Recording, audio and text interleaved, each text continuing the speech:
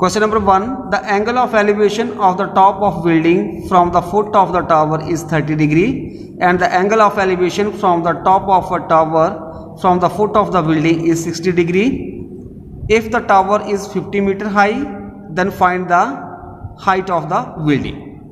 Question में given है जो एंगल ऑफ एलिवेशन है टॉप ऑफ बिल्डिंग का from the foot of tower, जो टावर जो उसके फुट से 30 डिग्री है और जो एंगल ऑफ एलिवेशन है टावर के टॉप का from the foot of building is 60 degree और जो टावर है उसकी हाइट 50 मीटर है, तो हमने हाइट ऑफ बिल्डिंग निकालनी है. सो इसका सोल्यूशन के लिए first of all in this case हम डायग्राम ड्रॉ करेंगे. तो मैंने यहाँ पे जो टावर है ये ले लिया AC जिसकी हाइट 50 मीटर है और एक ये बिल्डिंग ले ली जिसकी हाइट मैंने H मीटर मान ली है, वो हमने फाइंड आउट करनी है. क्वेश्चन में गिवन है कि जो टॉप है टावर का अगर फुट ऑफ बिल्डिंग से देखें तो एंगल बन रहा है 60 डिग्री का एलिवेशन और जो टावर का फुट है वहाँ से बिल्डिंग के टॉप की तरफ हम देखें तो एंगल ऑफ एलिवेशन 30 डिग्री का बन रहा है. सो इस तरह से हमारे पास ये दो राइट एंगल ट्राइंगल बन जाएगी ABC और CAB. So first of all हम ट्राइंगल लेंगे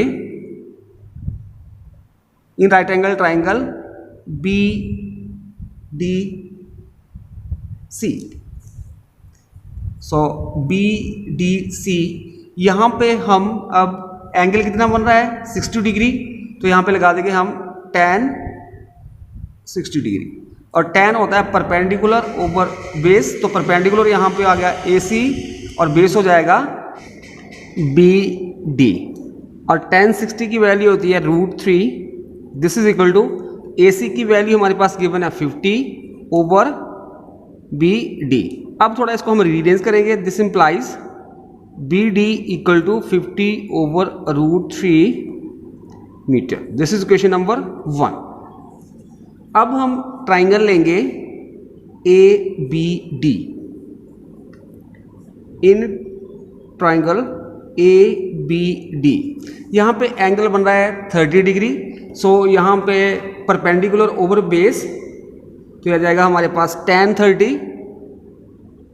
this is equal to perpendicular आ गया AB और बेस जो है हमारे पास दिस इज BD.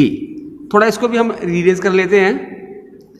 तो हमारे पास ये tan 30 की वैल्यू आ जाएगी 1 ओवर √3 और AB की वैल्यू हम भर देते हैं. यहाँ पे AB हमने H माना है मतलब हाइट ऑफ बिल्डिंग और BD जो BD है उसकी वैल्यू यहाँ से हम यहाँ पे भर लेंगे, तो हमारे पास बन जाएगा 50 ओवर √3. सो अब हम इसको सॉल्व करेंगे तो हमारे पास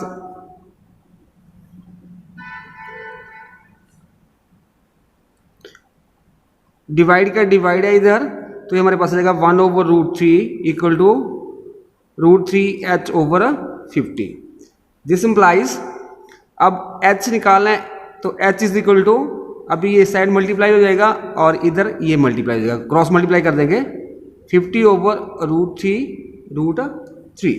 सो दिस इज इक्वल टू 50 √3 3 आ जाएगा, तो H is equal to 50 over 3, तो 3 से कटिंग कर देंगे. 3 1 3 2 5 20 6 3 18 220 पॉइंट लग गया 6 7. तो हाइट आ गई बिल्डिंग की 16.67 meter. Question number 2. A statue 1.6 meter tall stand on the top of a pedestal. From a point on the ground, the angle of elevation of the top of the statue is 60 degree and from the same point the angle of elevation of the top of the pedestal is 45 degree. Find the height of the pedestals. Means हमारे पास question में given है, पहले ये हमने एक ले लिया pedestal, ठीक है, और इसके ऊपर ये एक स्टैच्यू बना हुआ है. This is statue, clear. और स्टैच्यू की हाइट जो है 1.6 मीटर है और ग्राउंड के ऊपर कोई पॉइंट है, मैंने यहाँ पे पॉइंट मान लिया ये B. सो इस पॉइंट से जब हम जो स्टैचू का टॉप है वहाँ पे देखते हैं तो एंगल ऑफ एलिवेशन बनता है 60 डिग्री। और जो हमारे पास ये पेडेस्टल है इसका जो टॉप है यहाँ पे हम इस सेम पॉइंट से देखते हैं तो एंगल आता है हमारे पास 45 degree. So in this case हमने हाइट जो है पेडेस्टल की वो निकाल ली है, ठीक है। सो यहाँ पे इसको ए मान लो, ठीक है, दिस इज डी पॉइंट हो गया और दिस इज सी। आंसर हो जाएगा इसका। यहाँ पे आप देख सकते हो दो राइट एंगल ट्राइंगल बन जाएंगी, ये 90 डिग्री का हो जाएगा बी सी डी और दूसरी बी सी ए। तो फर्स्ट ऑफ ऑल हम ट्राइंगल लेते हैं B C D. In triangle B C D, so यहाँ पे एंगल कितना बन रहा है इस ट्राइंगल में 45 डिग्री। तो tan 45 लगाएंगे तो परपेंडिकुलर आ जाएगा डीसी और बेस बीसी। सो यहाँ पे आ जाएगा tan 45 degree is equal to C D over B C. और tan 45 की वैल्यू होती है 1 equal to C D over B C. This implies C D is equal to B C. This is question number 1। सो इस तरह से जो B C किसके बराबर हो गया, सी डी के बराबर, ठीक है। अब हम ट्राइंगल ले लेंगे right angle triangle A C B. तो अब लेंगे हम right angle triangle A C B. तो यहाँ पे एंगल कितना बन रहा है 60 डिग्री। तो यहाँ पे भी हम tan 60 लगाएंगे। So tan 60 degree this is equal to perpendicular बन जाएगा यहाँ पे हमारे पास A C over base B C. अभी tan 60 की वैल्यू हमारे पास होती है √3 and this is equal to A C over B C. थोड़ा इसको रीअरेंज कर लेते हैं। This implies A C is equal to √3 B C. जो हमारे पास ये ए सी है, A C this is equal to A D plus C D. तो इसकी जगह हम लिख देंगे this implies A D plus D C equal to √3 B C. और ए डी की वैल्यू हमारे पास है 1.6 plus D C equal to √3 B C बन जाएगा। अब आप यहाँ पे देख सकते हो जो बी सी है वो किसके बराबर है, सी डी के बराबर।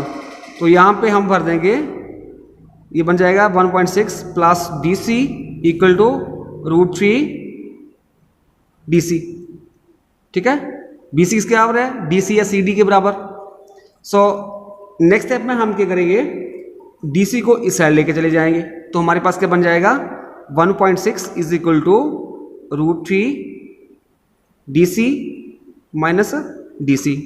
सो दिस इज इक्वल टू, अब इन दोनों में हमारे पास कॉमन है डी सी, उसको बाहर निकालेंगे तो यहाँ पे √3 बच जाएगा और यहाँ पे 1 डी सी 1.6।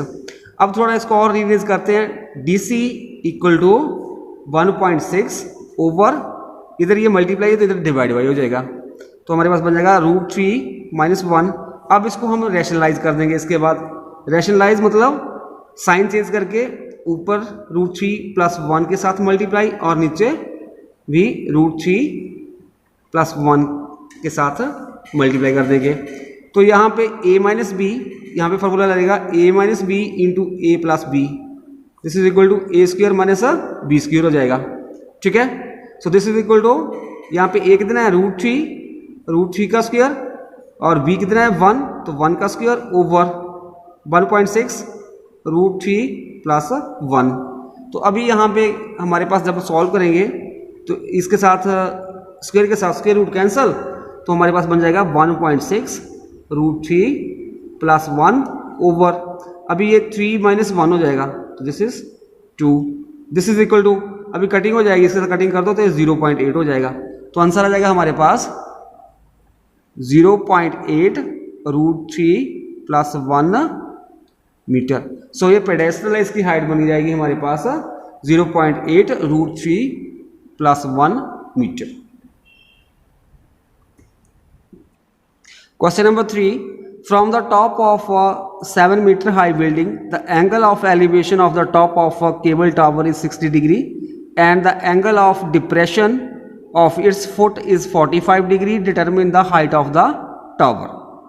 हमारे पास गिवन है कि एक बिल्डिंग जो है वो 7 मीटर हाई है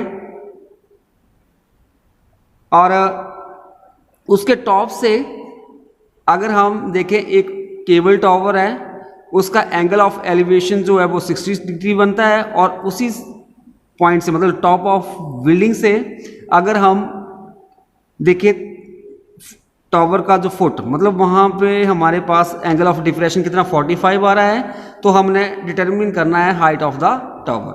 तो इस तरह से हमने ये पहले एक बिल्डिंग ले ली, this is the building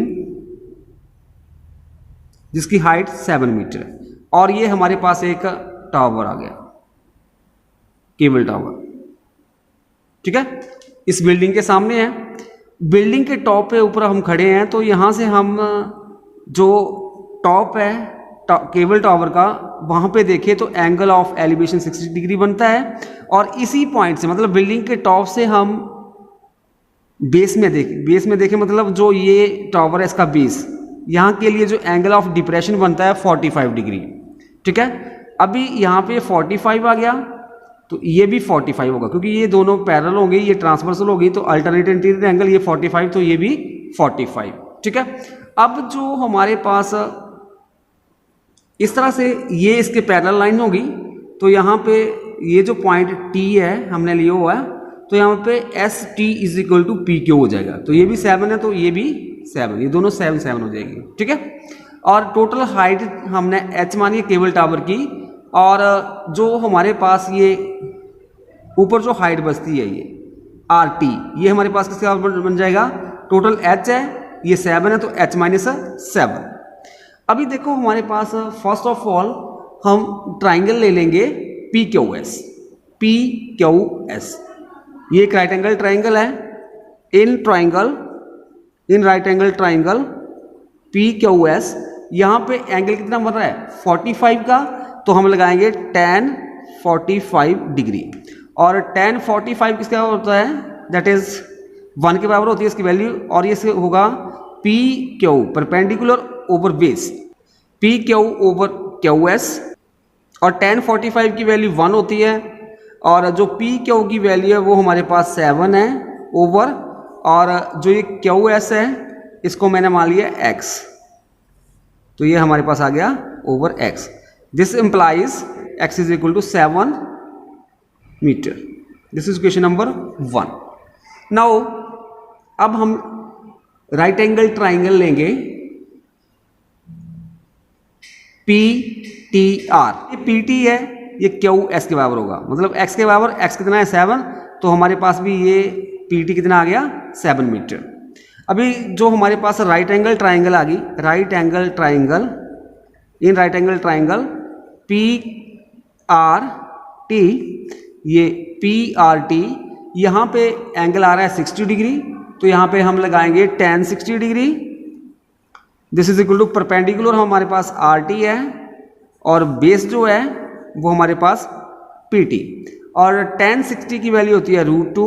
this is equal to RT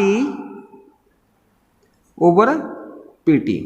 अभी जो हमारे पास RT की वैल्यू कितनी है h माइनस 7, ये भर देंगे, तो √3 is equal to h minus 7 over PT हमारे पास कितना है 7। सो यहाँ पे हम रीरेज करेंगे तो क्रॉस मल्टीप्लाई हो जाएगा। This implies h minus 7 is equal to 7√3। अब इसको इस साइड ले जाएंगे तो h is equal to 7√3 minus का प्लस हो जाएगा, इस साइड लेके जाओगे तो फिर यहाँ पे बन जाएगा, this implies h is equal to, यहाँ पे 7 कॉमन आ जाएगा तो 7√3 plus 1 metre. So height of the cable tower is, height of cable tower is 7√3 plus 1 meter.